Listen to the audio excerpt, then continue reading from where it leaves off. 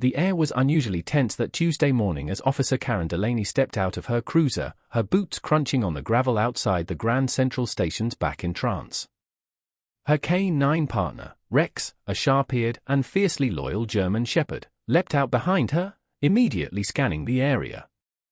The duo had worked countless cases together, but there was something off about today, something Karen couldn't quite put her finger on. The call had been vague, a suspicious package left near the lost luggage counter. Normally, that meant forgotten suitcases or harmless deliveries. But the dispatcher's voice had trembled slightly, and Rex's behavior since they neared the station had only heightened Karen's unease. Inside, the station buzzed with its usual rhythm, commuters rushing, announcements blaring, and the faint aroma of coffee and pretzels drifting in the air.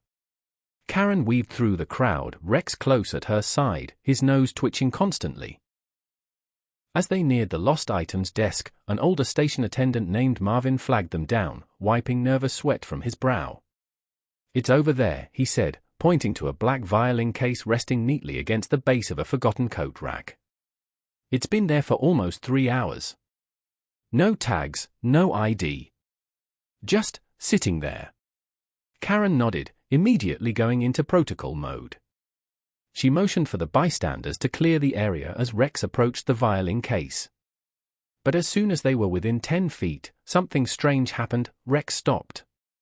His hackles stood on end, his posture rigid, and his eyes locked on the case with unnatural intensity. Then came the low growl, deep and guttural.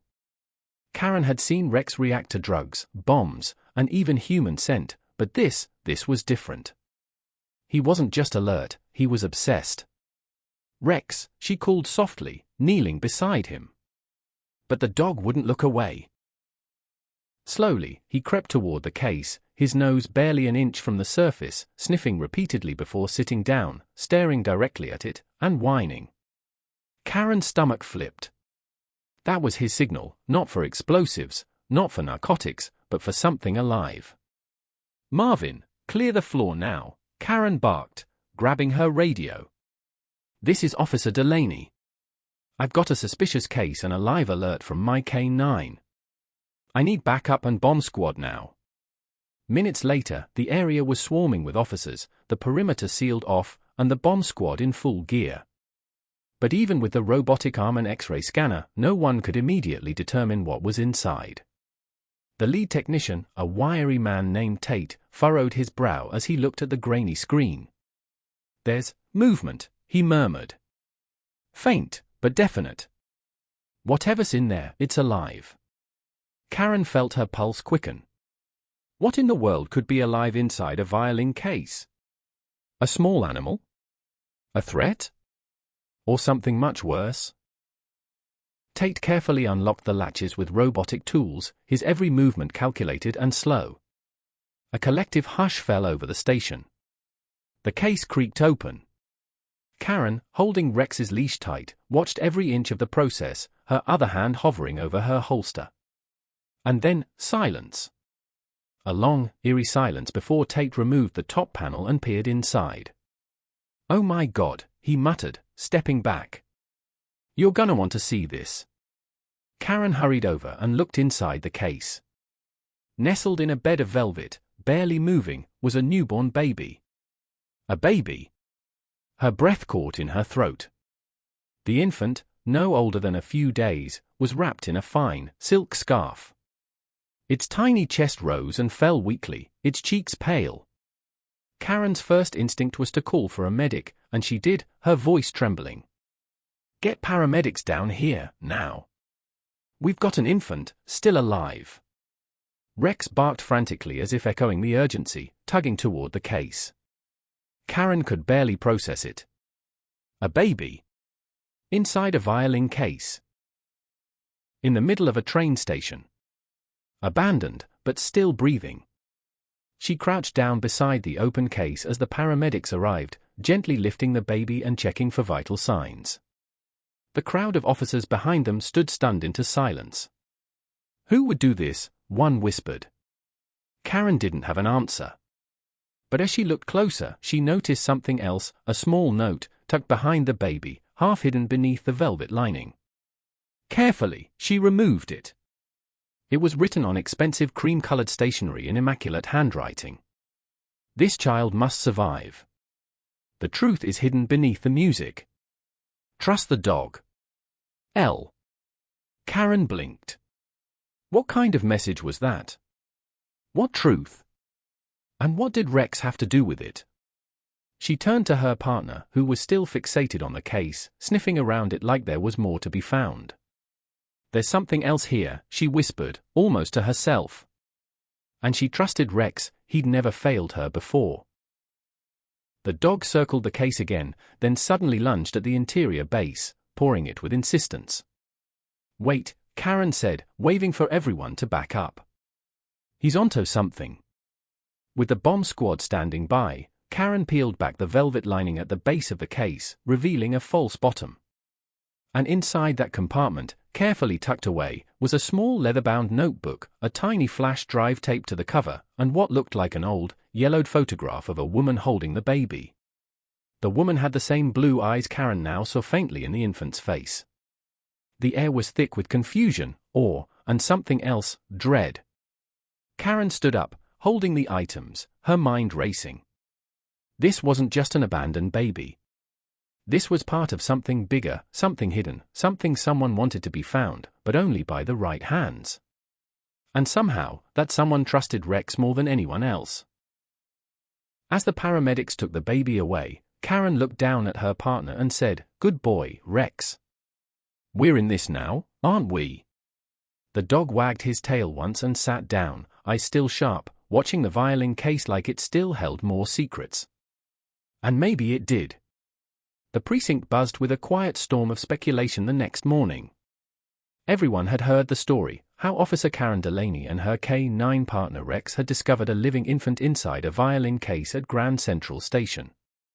The bizarre note, the hidden notebook, and the mysterious flash drive only deepened the intrigue. Karen sat in the briefing room, the flash drive inserted into a secure police laptop, the screen flickering to life. Around her, a handful of trusted detectives leaned in, while Rex lay quietly at her feet, his eyes locked on the door as if he expected someone, or something, to walk through it at any moment. The contents of the flash drive weren't what anyone had expected. There were no documents or audio recordings, just one file. A video, no longer than 3 minutes, titled simply, "For Her Safety." Karen clicked play. The screen filled with the image of a woman in her early 30s, dark hair pulled back, eyes red as if she'd been crying. She sat in a dimly lit room, a violin resting across her lap. "If you're watching this," she began, her voice shaking, "then I've run out of time. My name is Livia Mosso. The child you found is my daughter, Elodie." She paused, taking a deep breath, glancing down at the violin. "I never intended to leave her like this. But I had no choice. People are after us, after her. Because of what I discovered." Karen's heart clenched. The woman's voice carried a mixture of terror and fierce maternal love. "I was a violinist in the Symphonia Philharmonic," Livia continued. "But I wasn't just playing music, I was decoding something. My mentor, Maestro Tenenbaum, believed that certain classical compositions contained encrypted messages. He was right. Hidden within a specific arrangement of notes were patterns, coordinates, names, dates. Information someone didn't want exposed." The detectives exchanged confused glances. It sounded like something out of a thriller novel. "One night," Livia said, "I overheard a conversation between Tenenbaum and 2 men in black suits. The names they mentioned matched the files in the notebook you now hold. They knew I'd heard. They came after me. Tenenbaum, he disappeared the next day." Karen slowly turned to the notebook on the table, its leather cover worn, the pages inside filled with handwritten notes, music notations, and lists of names, dates, and bank transactions. It looked more like an investigative journal than anything written by a musician. "I've left clues," Livia said, her eyes now hard with resolve. "In my music. If you want to uncover the truth, start with Sonata No. 9. Play it backwards. There's more than music in those notes. And trust the dog, he knows who to trust." The screen went black. For a moment, no one spoke. Then Detective Lisa Grant leaned forward. She's either delusional or onto something massive. Karen tapped the notebook. Let's find out which. The rest of the day became a chaotic symphony of investigation.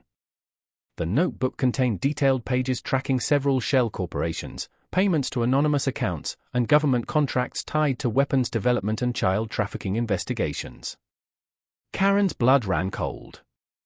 Was Livia suggesting a cover-up? And if so, why hide the evidence in musical compositions? Karen reached out to the Symphonia Philharmonic under the pretense of a security check, requesting access to their archives and any recent recordings of Livia's performances. That night, she and Rex returned to the precinct's small evidence room, laptop in hand, headphones on. She played Sonata No. 9, just as Livia had said, backwards. At first, it sounded like garbled noise. But after isolating specific audio segments and examining the sheet music's corresponding notes, Karen spotted it: letters. Each note's position translated into a letter in the alphabet, a musical cipher. With the help of a linguistics expert and software designed for pattern recognition, they uncovered a message embedded within the piece.